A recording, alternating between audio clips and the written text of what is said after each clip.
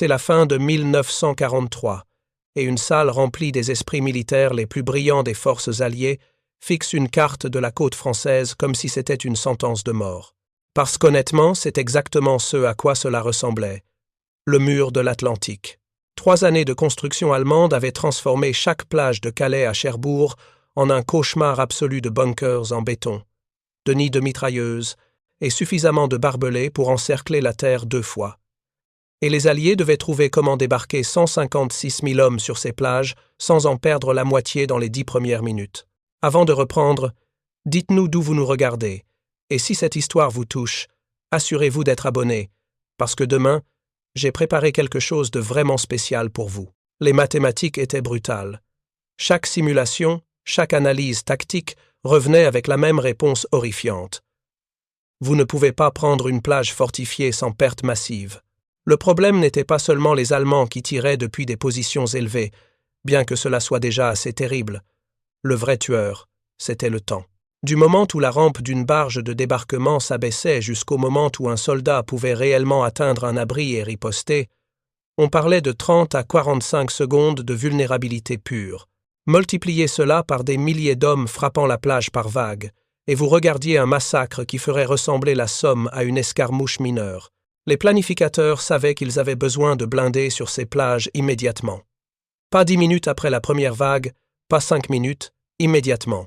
Les chars pouvaient supprimer ces positions allemandes, donner à l'infanterie quelque chose derrière quoi se cacher, et réellement pousser vers l'intérieur au lieu de simplement mourir dans le ressac. Mais voici le problème qui empêchait le général Montgomery de dormir la nuit. Comment amener un char Sherman de 30 tonnes sur une plage quand il n'y a pas de port pour le décharger? Voyez-vous, les Allemands n'étaient pas stupides. Ils savaient que les Alliés auraient besoin d'un port en eau profonde pour soutenir toute invasion. Alors ils ont fortifié chacun d'entre eux. Cherbourg était une forteresse. Calais était une forteresse. Le Havre, Boulogne, Dieppe, toutes des forteresses. Le mur de l'Atlantique était spécifiquement conçu autour d'un principe simple. Forcer les Alliés à attaquer un port, puis faire de ce port un broyeur de viande. Les Britanniques avaient déjà appris cette leçon de la manière la plus dure. Le 10 à 9 août 1942, ils lancèrent l'opération Jubilee, mieux connue sous le nom du raid de Dieppe. L'objectif était de tester s'ils pouvaient capturer un port rapidement. Le résultat, sur les 6 886 hommes qui débarquèrent, 3 623 devinrent des pertes en moins de 9 heures. 58% de pertes, pour pratiquement rien. Winston Churchill comprenait ce dilemme temporel mieux que la plupart. Il avait servi dans les tranchées de la Première Guerre mondiale, et il savait exactement ce qui se passait quand l'infanterie attaquait des positions préparées sans soutien blindé. Les chiffres de la Somme le hantaient encore. 57 470 pertes britanniques, le premier jour seulement, beaucoup d'entre eux fauchés à découvert parce qu'ils n'avaient rien derrière quoi se cacher. Ils n'allaient pas laisser cela se reproduire sur les plages françaises s'ils pouvaient l'empêcher. En novembre 1943, Churchill convoqua une réunion du comité des chefs d'état-major pour discuter de ce qu'il appelait le problème des nageurs. Les procès-verbaux de cette réunion révélaient sa frustration. Ils avaient résolu la logistique avec Mulberry. Ils avaient résolu la supériorité aérienne avec des milliers de chasseurs et de bombardiers. Ils avaient résolu le soutien des tirs navals avec des cuirassés et des destroyers. Mais personne n'avait résolu comment amener des blindés sur une plage dans la première vague, quand cela comptait le plus. Churchill voulait quelque chose qui pouvait réellement se battre quand il atteignait la plage. Quelque chose avec un canon de 75 mm et suffisamment de blindage pour résister aux tirs d'armes légères. Il voulait un char amphibie. Maintenant, si vous pensez que cela semble fou, vous êtes en bonne compagnie. La plupart des officiers supérieurs, lors de cette réunion de novembre, pensaient que Churchill avait finalement perdu la tête. Un char pèse 30 tonnes. 30 tonnes d'acier solide coulent comme une pierre. Les lois de la physique ne sont pas vraiment sujettes à débat ici. Vous ne pouvez pas simplement mettre des flotteurs sur un Sherman et vous attendre à ce qu'ils pagaient à travers la Manche. Toute l'idée semblait violer tout ce que quiconque savait sur les blindés, la flottabilité et le bon sens de base.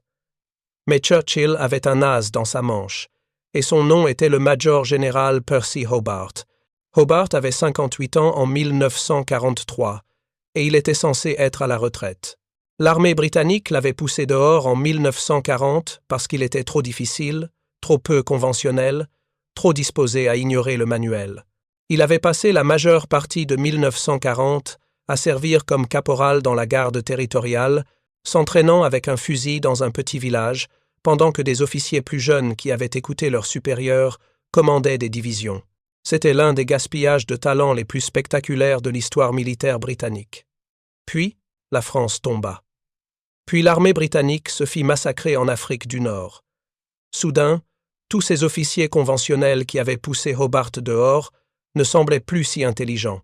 Churchill intervint personnellement et ramena Hobart en octobre 1941, le mettant à la tête de la 79e division blindée. Mais ce n'était pas une division normale. Le travail de Hobart était de concevoir et de construire des blindés spécialisés pour l'invasion que tout le monde savait venir éventuellement. Des chars qui pouvaient dégager des mines, des chars qui pouvaient poser des ponts, des chars qui pouvaient détruire des fortifications, et oui, des chars qui pouvaient nager. Hobart n'était pas le genre d'officier qui attendait la permission. Quand Churchill lui donna le mandat de créer des blindés spécialisés, Hobart commença immédiatement à rassembler tous les ingénieurs non conventionnels et inventeurs excentriques qu'il pouvait trouver. L'un de ces hommes était Nicolas Straussler, un ingénieur d'origine hongroise qui expérimentait avec des véhicules amphibies depuis les années 30. En juin 1941, Hobart fit venir Straussler dans la 79e division blindée et lui donna une mission qui sonnait comme de la science-fiction, faire nager un Sherman de 30 tonnes.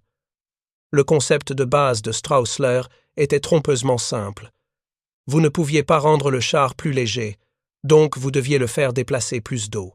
Un Sherman standard déplaçait peu, être 8 tonnes d'eau lorsqu'il était complètement submergé, laissant un déficit de 25 tonnes. Straussler proposa de l'envelopper dans un énorme collier de flottaison fait de toile caoutchoutée qui augmenterait son volume sans ajouter beaucoup de poids. Quand elle était gonflée, cette toile s'étendrait d'environ 2 mètres au-dessus de la coque du char, créant un volume assez grand pour déplacer 35 tonnes d'eau, juste assez pour maintenir un Sherman de 33 tonnes à flot. Quand Hobart présenta ce concept au chef d'état-major fin 1942, la réaction fut explosive. Un général dit que c'était la chose la plus stupide qu'il ait jamais vue. Un autre demanda ce qui se passerait quand une seule balle percerait l'écran. Le char coulerait-il comme une pierre avec l'équipage piégé à l'intérieur? Mais Straussler expliqua calmement que de petites perforations ne causeraient pas de défaillance catastrophique. Le système fonctionnait à basse pression et la toile était renforcée de plusieurs couches. Le général Eisenhower vit sa première démonstration en avril 1943 sur la côte du Suffolk. Un Sherman équipé de l'écran conduisit dans la mer, nagea plusieurs centaines de mètres, puis revint et roula sur la plage avec son canon prêt à tirer. Eisenhower regarda en silence, les mains dans les poches. Quand le char émergea de l'eau et tira son canon, Eisenhower se tourna vers Hobart et dit « Combien pouvez-vous en faire d'ici juin ?» Cette question changea tout le plan d'invasion et donna naissance à l'une des innovations les plus audacieuses de la guerre. Percy Hobart avait 58 ans en 1943 et il était censé être à la retraite. L'armée britannique l'avait poussé dehors en 1940 parce qu'il était trop difficile, trop peu conventionnel, trop disposé à ignorer le manuel.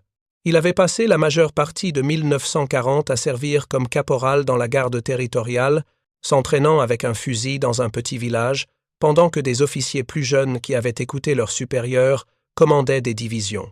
C'était l'un des gaspillages de talent les plus spectaculaires de l'histoire militaire britannique. Puis la France tomba. Puis l'armée britannique se fit massacrer en Afrique du Nord.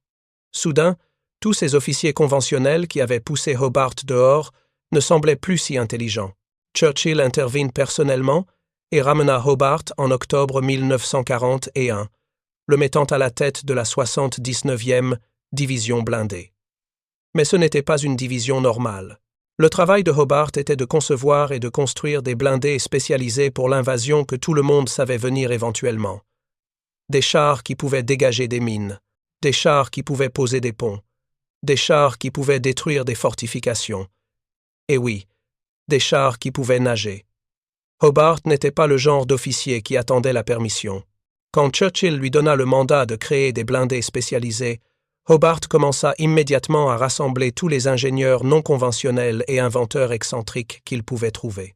L'un de ces hommes était Nicholas Stroessler, un ingénieur d'origine hongroise qui expérimentait avec des véhicules amphibies depuis les années 30. Stroessler avait déjà conçu un char léger amphibie fonctionnel pour l'armée britannique avant la guerre, mais l'armée l'avait largement ignoré. Trop expérimental, trop risqué, trop différent de la doctrine standard. Mais Hobart voyait quelque chose dans les conceptions de Stroessler que tout le monde d'autre avait manqué. L'homme comprenait la flottabilité d'une manière que les concepteurs de chars traditionnels ne comprenaient pas. Pendant que la plupart des ingénieurs pensaient aux chars purement en termes d'épaisseur de blindage et de calibre de canon, Stroessler pensait au déplacement, à l'imperméabilisation et à comment faire flotter des objets lourds. En juin 1941, Hobart fit venir Stroessler dans la 79e division blindée et lui donna une mission qui sonnait comme de la science-fiction: faire nager un Sherman de 30 tonnes. Les premiers tests de prototypes de Stroessler eurent lieu aux ateliers d'ingénierie Vaughan, dans l'ouest de Londres, au début de 1942. Son concept de base était trompeusement simple. Vous ne pouviez pas rendre le char plus léger, donc vous deviez le faire déplacer plus d'eau. Principe d'Archimède de base. Un objet flotte quand il déplace un volume d'eau égal à son poids. Un char Sherman ne déplaçait nulle part près assez d'eau pour flotter naturellement. Alors Stroessler proposa de l'envelopper dans un énorme collier de flottaison qui augmenterait considérablement son volume sans ajouter beaucoup de poids. La conception initiale utilisait une toile caoutchoutée étirée sur un cadre métallique pliable qui s'élevait autour du char comme une baignoire. Lorsqu'elle était gonflée avec de l'air comprimé, cet écran s'étendrait d'environ 2 mètres au-dessus de la coque du char, créant un volume clos assez grand pour déplacer 35 tonnes d'eau, juste assez pour maintenir un Sherman de 33 tonnes à flot avec une petite marge de sécurité. Quand le char atteignait la plage, l'équipage dégonflerait l'écran et il s'affaisserait autour de la coque, permettant au char de se battre normalement. Quand Hobart présenta ce concept au chef d'état-major fin 1942, la réaction fut exactement ce à quoi vous vous attendriez. Un général aurait dit que c'était la chose la plus stupide qu'il ait jamais vue. Un autre fit remarquer que la toile se déchirerait au premier débris qu'elle frapperait. Un troisième demanda ce qui se passerait quand une seule balle percerait l'écran. Le char coulerait-il comme une pierre avec l'équipage piégé à l'intérieur? Ce n'étaient pas des questions stupides, c'étaient des préoccupations d'ingénierie légitimes qui pouvaient faire tuer des hommes. Mais Hobart avait fait ses devoirs. Il amena Stroessler avec lui à cette réunion. L'ingénieur hongrois expliqua calmement que la toile n'était pas juste de la toile. Elle était caoutchoutée, imperméabilisée et renforcée avec plusieurs couches. De petites perforations ne causeraient pas de défaillance catastrophique parce que la pression d'air à l'intérieur était relativement faible. L'écran n'était pas rigide comme un ballon. C'était plus comme un mur flexible maintenu par des montants métalliques. Quant aux débris, les chars seraient lancés dans une eau relativement claire et n'auraient besoin de rester à flot que pendant quelques milliers de mètres. Le risque était gérable. Le nom Duplex Drive venait du système de propulsion de Stroessler. Le char ne pouvait pas utiliser ses chenilles pour nager. Elles ne feraient que barboter inutilement dans l'eau. Au lieu de cela, Stroessler conçut un système où le moteur du char pouvait alimenter 2 hélices montées à l'arrière de la coque. L'équipage pouvait basculer entre l'entraînement par chenille pour la terre et l'entraînement par hélice pour l'eau en utilisant un simple boîtier de transfert. D'où Duplex Drive, 2 systèmes d'entraînement dans un seul char. Sur l'eau, le Sherman DD pouvait gérer environ 4 nœuds, à peu près la vitesse de marche. Pas rapide, mais assez rapide. Le général Dwight Eisenhower vit sa première démonstration de char DD en avril 1943 au champ de tir d'Orford Ness sur la côte du Suffolk. Hobart avait organisé une démonstration complète. Un Sherman équipé du matériel DD conduirait dans la mer, nagerait plusieurs centaines de mètres au large, puis reviendrait et roulerait sur la plage avec son canon de 75 mm prêt à tirer. Eisenhower arriva sceptique. Il avait entendu les rumeurs sur les funnies de Hobart et n'était pas sûr si c'était de l'ingénierie sérieuse ou juste de l'excentricité britannique. Puis il regarda un char de 30 tonnes conduire dans l'océan, flotteur. L'écran DD se gonfla correctement, les hélices s'engagèrent, et le Sherman s'éloigna du rivage comme un bateau très lent et très étrange. Eisenhower se tenait sur la plage, les mains dans les poches, ne disant pas un mot. Le char compléta un motif en 8 dans l'eau, démontrant qu'il pouvait réellement manœuvrer sous puissance d'hélice. Puis il se tourna vers le rivage. L'équipage dégonfla l'écran, et le Sherman roula sur la plage et tira son canon principal sur une cible en aval. Eisenhower se tourna vers Hobart et dit quelque chose qui changea tout le plan d'invasion. « Combien pouvez-vous en faire d'ici juin » Hobart savait que juin signifiait juin 1944, ce qui lui donnait environ 14 mois pour transformer un prototype fonctionnel en une flotte de chars amphibies prêts au combat. La production devait commencer immédiatement. Les modifications nécessaires pour convertir un Sherman standard en DD étaient complexes, mais pas impossibles. Chaque char devait être complètement imperméabilisé, avec des joints en caoutchouc sur chaque trappe, chaque port de vision, chaque panneau d'accès. L'anneau de tourelle devait rester fonctionnel tout en gardant l'eau dehors. Les ingénieurs développèrent un système de joints en caoutchouc gonflable qui se compressait contre l'anneau quand l'écran était levé, créant une barrière étanche sans empêcher la rotation de la tourelle. L'échappement du moteur devait être redirigé vers le haut à travers un tuyau haut qui s'étendait au-dessus de la ligne de flottaison, ressemblant absurdement à un tuba. Les hélices étaient montées sur des supports à l'arrière de la coque, entraînées par un système de prise de force connecté directement à l'arbre de transmission du char. La direction dans l'eau était résolue par un système de gouvernail qui se déployait depuis l'arrière de la coque, 2 grandes plaques métalliques, contrôlées par le conducteur, en utilisant ses leviers de direction normaux. L'idée folle d'un ingénieur hongrois et d'un général britannique têtu était sur le point de devenir réalité. Faire flotter un char nécessitait de résoudre des problèmes que les concepteurs de chars n'avaient jamais même considérés auparavant. Le Sherman pesait 33 tonnes entièrement chargées avec des munitions, du carburant et un équipage de 5 hommes. Selon le principe d'Archimède, il devait déplacer au moins 33 tonnes d'eau pour atteindre une flottabilité neutre et de préférence plus pour avoir une quelconque marge de sécurité. La coque standard du Sherman déplaçait peu, être 8 tonnes d'eau lorsqu'elle était complètement submergée.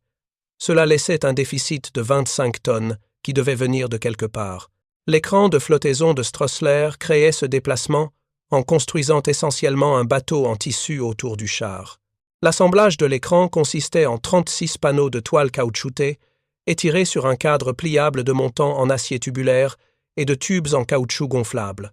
Lorsqu'érigé, l'écran formait une forme de boîte d'environ 4 mètres de haut et étendait le volume effectif du char pour déplacer environ 40 tonnes d'eau.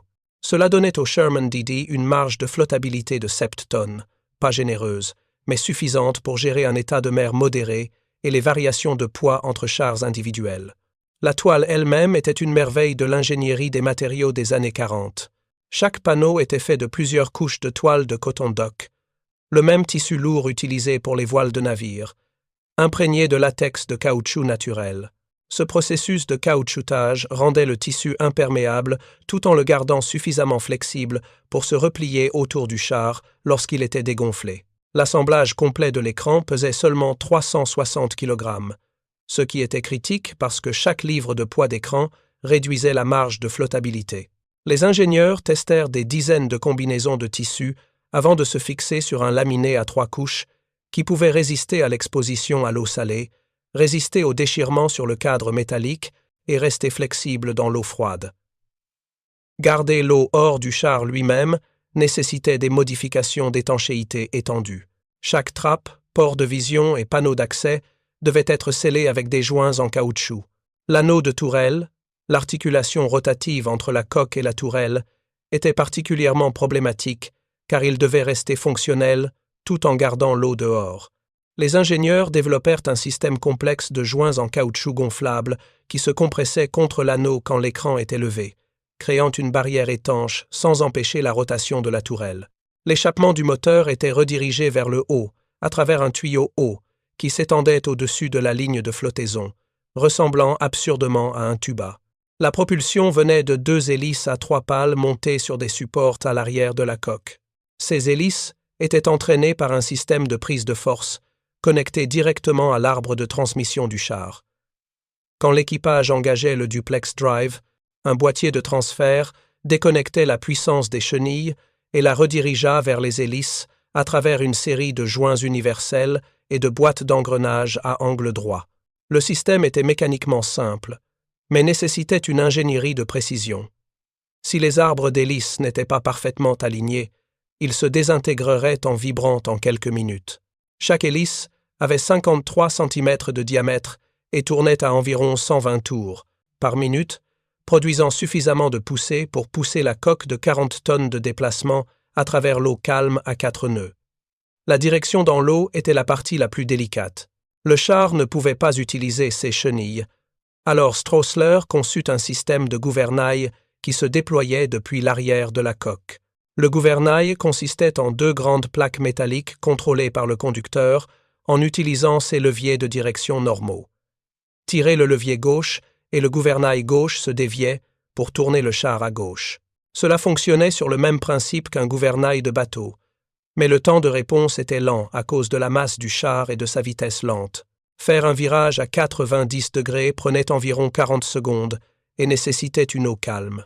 Dans tout ce qui dépassait un clapotis modéré, le Sherman DD roulait comme un éléphant ivre et répondait aux commandes de direction de manière imprévisible. Le franc-bord, la distance entre la ligne de flottaison et le haut de l'écran, n'était que d'environ 46 cm lorsqu'il était correctement chargé. Cela signifiait que même de petites vagues pouvaient déferler par-dessus le haut de l'écran. La toile n'était pas scellée en haut. Elle avait un bord ouvert qui permettait à l'eau de s'écouler quand le char tangeait vers l'avant ou vers l'arrière. Cette conception empêchait l'écran de se remplir comme un seau si une vague passait par-dessus le côté. Mais cela signifiait également que le char prenait constamment de petites quantités d'eau. Chaque Sherman DD avait des pompes de cale qui fonctionnaient en continu à flot, pompant l'eau à travers des valves dans la coque. Les équipages étaient formés pour surveiller le niveau de cale constamment, parce que si les pompes tombaient en panne ou ne pouvaient pas suivre l'ingression d'eau, le char coulerait lentement. Tout le système était un triomphe de l'ingénierie pratique sur la perfection théorique. Ce n'était pas élégant. Ce n'était pas sûr selon aucune norme normale, mais cela fonctionnait, au moins en théorie. Maintenant, l'équipe de Hobart devait prouver que cela fonctionnerait quand les vies de jeunes hommes en dépendraient, en pleine mer sous le feu, le jour le plus important de la guerre. Le premier test d'E.D. Sherman au Loch Lomond, en Écosse, en janvier 1944, se termina avec 4 membres d'équipage, nageant pour sauver leur vie, et un char de 33 tonnes reposant au fondu. Loch. L'écran s'était gonflé correctement, les hélices s'étaient engagées, et pendant environ 90 secondes, tout semblait parfait. Puis le char frappa une zone d'eau agitée causée par le vent canalisé depuis les collines environnantes. Une vague passa par-dessus le haut de l'écran, et le Sherman plongea du nez comme un sous-marin et coula en moins de 20 secondes. L'équipage eut à peine le temps d'ouvrir les trappes et de nager avant que le char ne disparaisse dans l'obscurité. L'enquête post-mortem révéla un défaut de conception terrifiant. Quand l'eau passait par-dessus l'avant de l'écran et s'accumulait sur le pont moteur, elle déplaçait le centre de gravité du char vers l'avant. Cela faisait plonger le nez plus bas, ce qui laissait entrer plus d'eau, ce qui déplaçait le poids encore plus vers l'avant, créant une spirale de la mort. Une fois le préparer et raconter cette histoire nous a pris beaucoup de temps. Alors si vous l'appréciez, abonnez-vous à notre chaîne, cela compte énormément pour nous.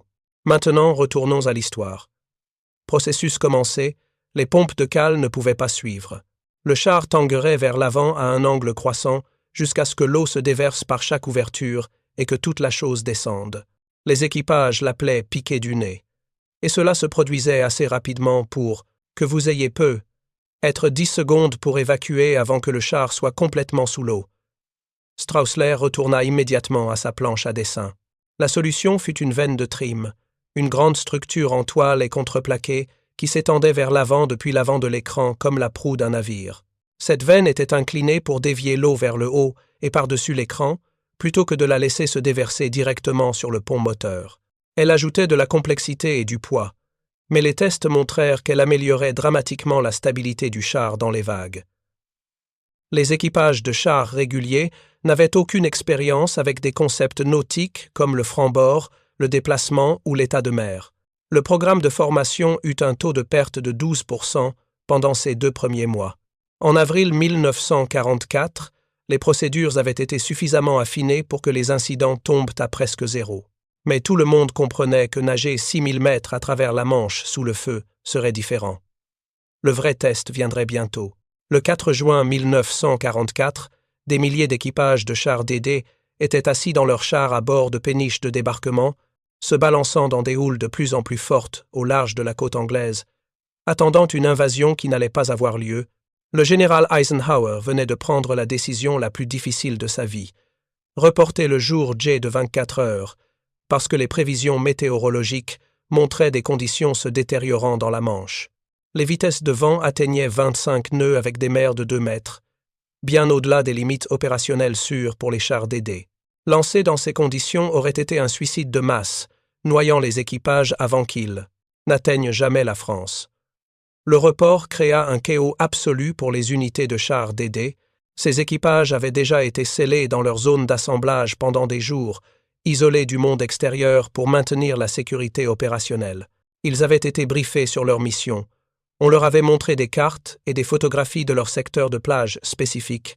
On leur avait distribué des pilules contre le mal de mer et des gilets de sauvetage. Ils avaient conduit leurs chars sur les péniches, soigneusement positionnés et sécurisés, et s'étaient psychologiquement préparés pour ce que tout le monde savait serait la nage la plus dangereuse de leur vie. Maintenant, ils devaient attendre encore un jour complet, assis dans des chars exigus sur des navires qui roulaient, respirant des vapeurs de diesel et essayant de ne pas penser à tout ce qui pouvait mal tourner. Le capitaine James Stagg, le météorologue en chef d'Eisenhower, avait suivi ce système pendant des jours et averti que le 5 juin verrait des conditions culminantes à l'état de mer 4 ou pire, vagues de 1,20 m à 2,40 m avec des moutons partout. Aucun char DD ne pourrait survivre à cela. Mais Stagg prédit également une brève fenêtre de temps marginalement meilleure le 6 juin, avec des vents tombant à 15 à 10 à 8 nœuds et des mers se réduisant à 1 mètre à 1,50 m. Pas idéal, mais survivable peut être. La fenêtre météorologique que Stagg prédit durerait peu, être 36 heures avant que les conditions ne se détériorent à nouveau. S'il n'y allait pas le 6 juin, la prochaine combinaison acceptable de marée et de lune ne se produirait pas avant 2 autres semaines, et il n'y avait aucune garantie que le temps serait meilleur alors. Eisenhower convoqua ses commandants supérieurs à Southwick House près de Portsmouth, à 4h15 le 5 juin, pour prendre la décision. De finale. À 4h15, Eisenhower dit 5 mots qui lancèrent la plus grande invasion amphibie de l'histoire. D'accord, on y va. Les équipages de chars DD reçurent le mot vers 6 heures le 5 juin. Le jour J était prévu pour le 6 juin. Leur H serait 6h30 à Utah Beach et Omaha Beach, les 2 secteurs de débarquement américains. Les plages britanniques et canadiennes iraient 1 heure plus tard en raison des différences de marée. Le plan pour Omaha Beach prévoyait 32 Sherman DD des 741e et 743e bataillons de chars, se lançant simultanément depuis 8 péniches de débarquement positionnées à environ 5 km au large. Ils nageraient vers la plage en 2 compagnies, arrivant avant la première vague d'infanterie pour supprimer les points forts allemands désignés WN-60 à WN-68, les nids de résistance fortifiés, qui couvraient chaque centimètre de la plage avec des champs de tir entrecroisés. Les chars DD étaient censés être le grand égalisateur, l'arme secrète qui ferait la différence entre le succès et la catastrophe. La traversée de l'Angleterre aux zones d'assemblage au large de la Normandie prit la majeure partie du 5 juin. Les péniches transportant les chars DD n'étaient pas rapides. Elles pouvaient gérer peu, être 10 nœuds dans une eau calme, moins dans les conditions agitées qu'elles rencontrèrent. Les équipages passèrent ces heures à faire des vérifications finales d'équipement, des joints d'étanchéité, à tester les pompes de cale et à essayer sans succès de dormir. La plupart d'entre eux avaient violemment le mal de mer. Les péniches avaient des fonds plats conçus pour l'échouage, ce qui signifiait qu'elles roulaient comme des broncos sauvages dans tout ce qui dépassait un léger clapotis. À 5h29 le 6 juin 1944, le lieutenant Dean Rockwell tenait dans la trappe du commandant de son Sherman DD à bord de la péniche Sissance, fixant des vagues qui semblaient beaucoup plus grandes qu'1 mètre. Le briefing du renseignement avait promis des mers modérées avec un léger clapotis. Ce qu'il voyait ressemblait davantage à des collines roulantes d'eau sombre, avec des moutons partout. Le vent était censé tomber à 15 nœuds. Cela semblait plus comme 20 peut être 25, avec des rafales assez fortes pour que l'écume passe par-dessus le côté de la péniche de débarquement. Rockwell commandait la compagnie B du 741e bataillon de chars, et dans environ 60 secondes, il était censé ordonner à ses hommes de conduire leurs chars de cette rampe dans l'océan à 6000 mètres d'Omaha Beach. À 5h30, la rampe tomba. Rockwell donna l'ordre, et le premier Sherman DD roula vers l'avant, son écrin déjà gonflé, paraissant absurdément fragile dans les mers agitées. Le char frappa l'eau au bout de la rampe et disparut immédiatement dans un creux entre les vagues. Pendant 3 secondes terrifiantes, Rockwell ne pouvait pas le voir. Puis il émergea sur la houle suivante, roulant lourdement, mais toujours à flot. Le deuxième char suivit, puis le troisième. En 5 minutes, les 32 chars DD du groupe Est étaient dans l'eau, s'étalant en une formation déchiquetée alors qu'ils tournaient vers la plage distante. Le premier char coula 4 minutes après le lancement. Un moment, il était là, luttant à travers les vagues à environ 180 mètres de la péniche. Le moment suivant, il plongea durement du nez, l'avant de l'écran s'enfonçant sous l'eau, et puis il avait disparu sous les vagues. Pas d'explosion, pas d'événement dramatique, juste une inclinaison rapide vers l'avant et une disparition sous les vagues. L'équipage eut peu. Être 5 secondes pour réagir. 2 hommes sortirent. 3 ne sortirent pas. Les chars suivants continuèrent à nager, parce que s'arrêter n'était pas une option. Il n'y avait nulle part où s'arrêter. Vous continuiez vers la plage où vous couliez. En 15 minutes, 27 des 29 chars DD qui se lancèrent depuis les péniches étaient au fond de la Manche.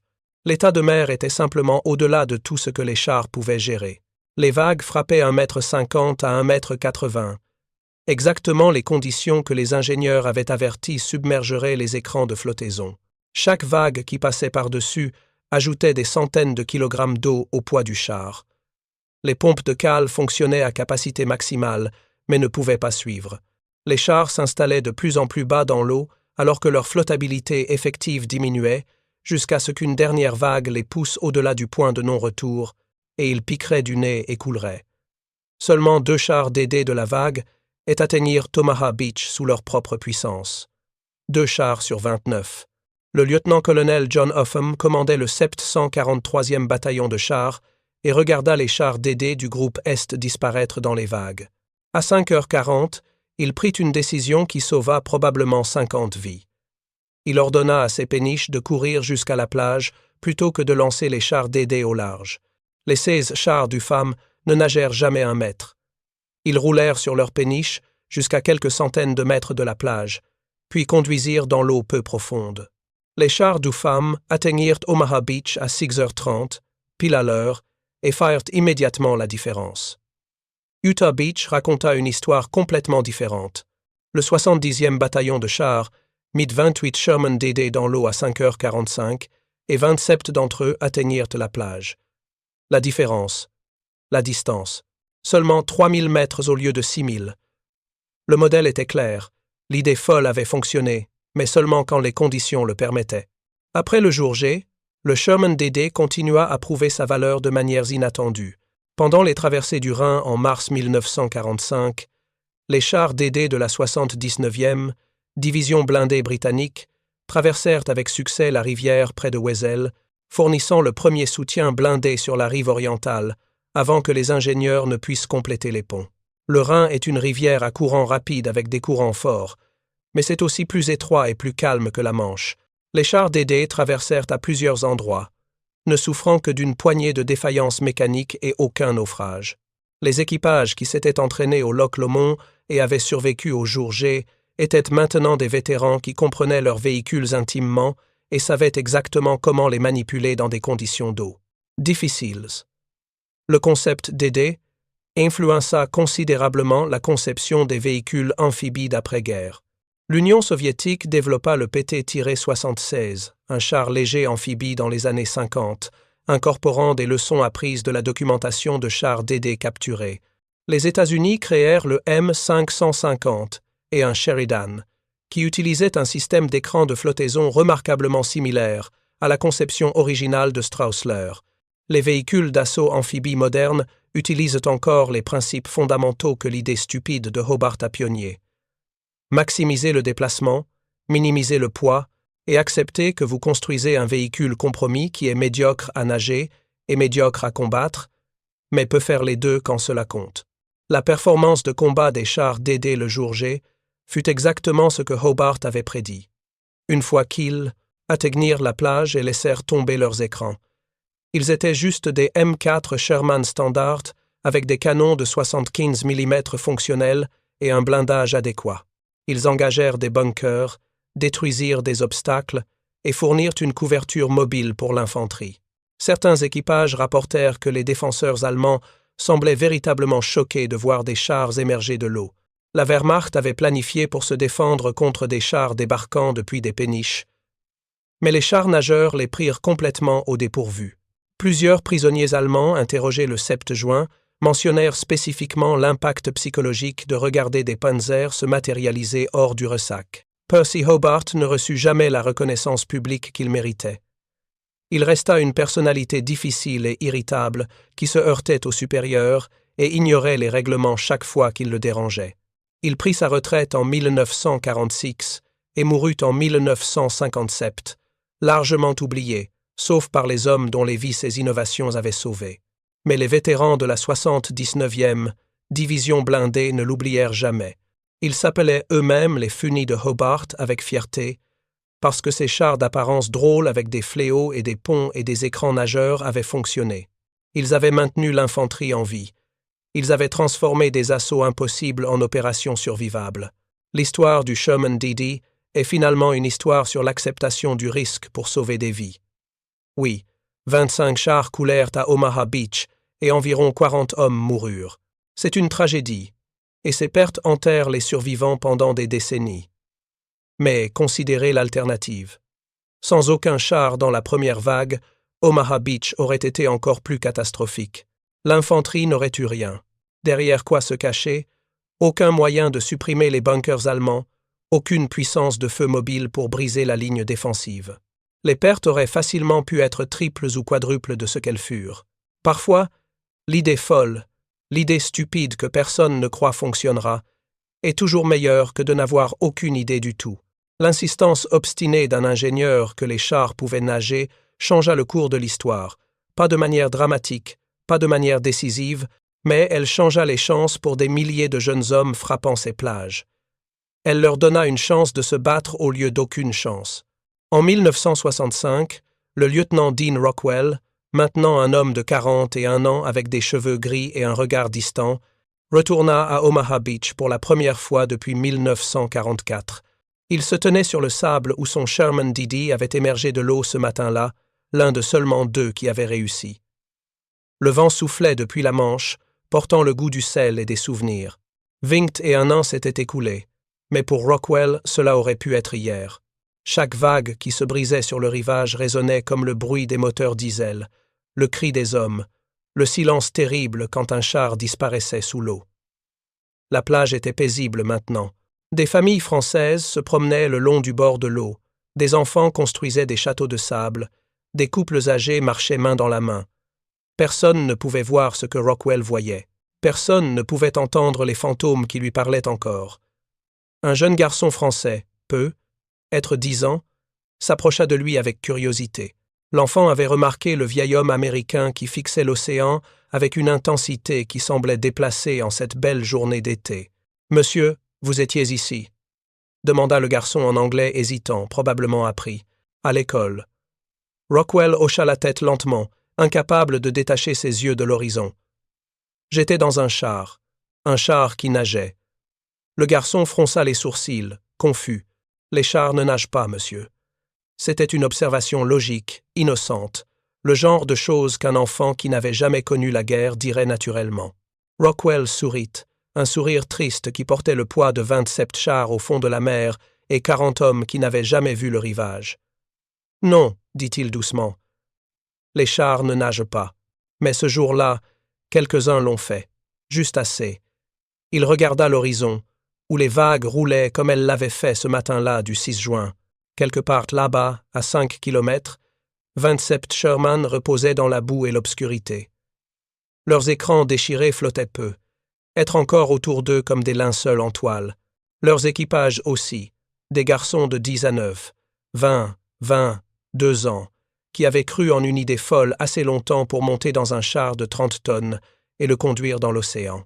Rockwell se souvenait de leur nom. Caporal Johnson, qui collectionnait des timbres et voulait devenir professeur après la guerre. Sergeant Martinez, qui avait une fiancée à San Antonio et portait sa photo dans son casque. Soldat de première classe O'Brien, qui ne pouvait pas nager et qui avait plaisanté nerveusement la veille du lancement en disant que c'était ironique qu'on lui demande de piloter un char dans l'océan. Soldat Thompson, qui n'avait que 10 à 8 ans et avait menti sur son âge pour s'enrôler. Ils étaient tous au fond maintenant, avec leur char, avec leurs rêves. C'était stupide, murmura Rockwell, plus pour lui-même que pour le garçon. Tout le monde l'a dit.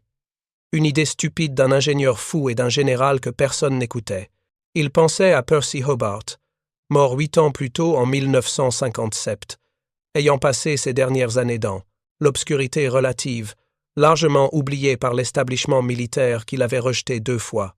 Il pensait à Nicolas Straussler, l'ingénieur hongrois dont le génie avait été considéré comme trop radical, trop dangereux, trop différent. Ces 2 hommes avaient créé quelque chose d'impossible, et cela avait coûté des vies. Mais cela en avait aussi sauvé. Le garçon français attendait, sentant qu'il y avait plus à cette histoire que ce que le vieil homme disait. Rockwell se tourna et commença à s'éloigner, ses bottes laissant des empreintes profondes dans le sable humide. Puis il s'arrêta après avoir fait 10 pas, se retourna une dernière fois vers le garçon qui le regardait toujours avec ses yeux larges et curieux. « Mais, savez-vous ce qui est vraiment stupide ?» dit-il au garçon, sa voix soudainement plus forte, portant à travers le vent. Ne pas avoir essayé du tout. Il voulait que le garçon comprenne cela. Il voulait que quelqu'un de cette nouvelle génération, quelqu'un qui n'avait jamais connu la guerre, comprenne que parfois vous deviez faire des choses folles, que parfois l'option sûre était en réalité l'option la plus dangereuse, que si Hobart et Straussler avaient écouté tous les experts qui leur disaient que les chars ne pouvaient pas nager, si Eisenhower n'avait pas eu le courage d'approuver un concept aussi radical, si des milliers d'hommes jeunes n'avaient pas eu le courage de monter dans ces machines fragiles et de les conduire dans l'océan, combien d'autres seraient morts sur ces plages? Le vent emporta ces mots vers la mer, où les fantômes de 27 chars continuaient de nager dans l'obscurité froide, leurs moteurs silencieux maintenant, leurs écrans affaissés, leurs équipages endormis dans la boue. Mais 2 avaient traversé. 2 sur 29 à Omaha Beach, 27 sur 28 à Utah Beach, des dizaines d'autres sur Gold, Juno et Sword. Assez pour faire la différence. Assez pour donner à l'infanterie une chance de survie. Assez pour transformer ce qui aurait pu être le plus grand désastre militaire de l'histoire en une victoire coûteuse mais décisive. Rockwell marcha jusqu'au bord de l'eau et laissa les vagues froides lécher ses bottes. Il pensa à son équipage, les 4 hommes qui avaient partagé ce char avec lui ce matin-là. Le conducteur, Corporal McPherson, qui avait d'une manière ou d'une autre gardé le char orienté dans les vagues au bon angle pour minimiser l'ingestion d'eau. Le chargeur, qui avait pompé l'eau de cale avec ses mains nues quand les pompes mécaniques ne pouvaient pas suivre. Le tireur, qui avait prié à voix haute pendant toute la traversée de 45 minutes. Ils avaient survécu. Ils avaient eu de la chance. Mais la chance n'était pas la seule raison pour laquelle ils avaient survécu. Ils avaient survécu parce que quelqu'un avait eu une idée stupide et avait refusé d'abandonner. Parfois, l'idée stupide est la seule idée qui fonctionne. Et parfois, quand les enjeux sont assez élevés et que les hommes sont assez courageux, même les chars peuvent nager. Rockwell toucha l'eau froide une dernière fois, un salut silencieux au 27 qui n'avait jamais atteint le rivage. Puis il se retourna et marcha vers la route où sa voiture de location attendait. Le garçon français le regarda partir, ne comprenant pas complètement mais sentant qu'il venait de rencontrer quelqu'un d'important. Derrière eux, la marée montait, effaçant les empreintes dans le sable, comme elle effaçait tout. Mais certaines choses ne sont jamais vraiment oubliées. Ensuite, 2 autres histoires exceptionnelles vous attendent à l'écran. Si celle-ci vous a touché, vous ne voudrez pas manquer les suivantes. Cliquez et allez les découvrir. Et n'oubliez pas de vous abonner et d'activer la cloche de notification pour ne rater aucune de nos prochaines vidéos.